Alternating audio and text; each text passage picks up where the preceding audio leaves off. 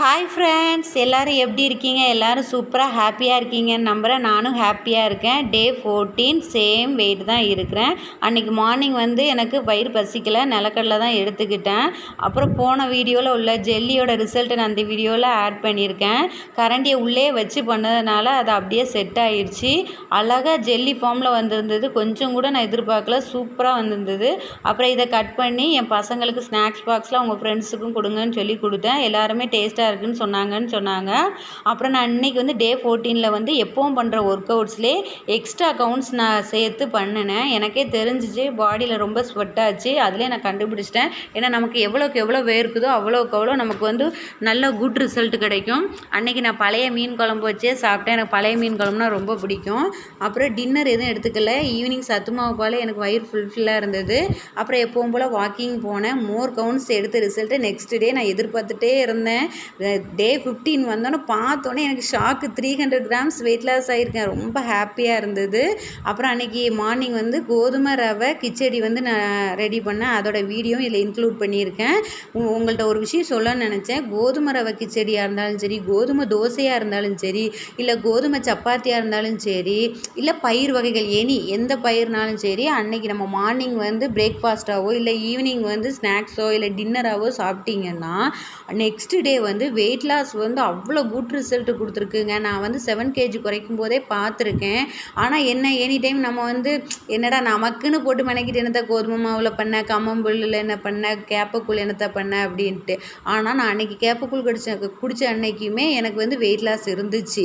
ஆனால் நம்ம பசங்களுக்கு இட்லி தோசை ஆப்போன்னு பண்ணும்போது நம்மளும் அவங்க கூட சேர்ந்து 2 3ன்னு சாப்பிட்ருதோம். பரவாயில்ல, அது ஸ்லோவாக அது வெயிட் லாஸ் ஆகும். இது ஸ்பீடாக ஆகும். ஸ்பீடாக பண்ணணும்னு நினைக்கிறவங்க இந்த மாதிரி ஹெல்த்தியான ஃபுட்டை ஆட் பண்ணிக்கோங்க.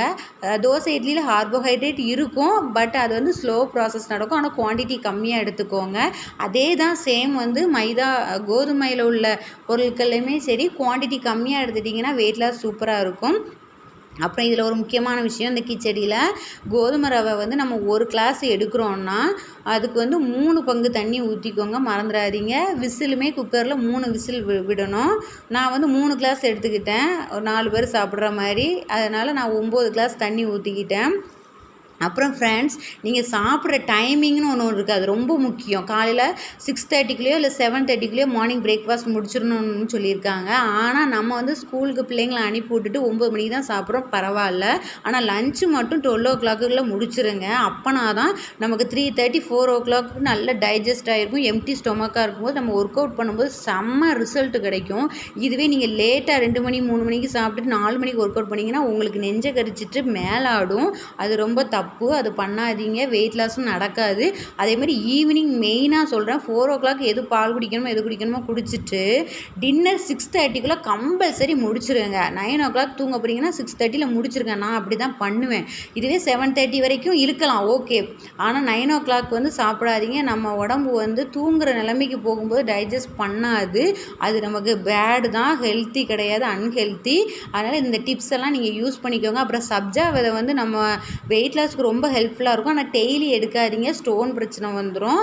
ஆனால் வீக்லி 1 time 2 time நீங்கள் ரெடி பண்ணி லெமன் ஜூஸில் போட்டு குடிங்க. நான் அப்படி தான் முன்னாடி குடித்தேன்.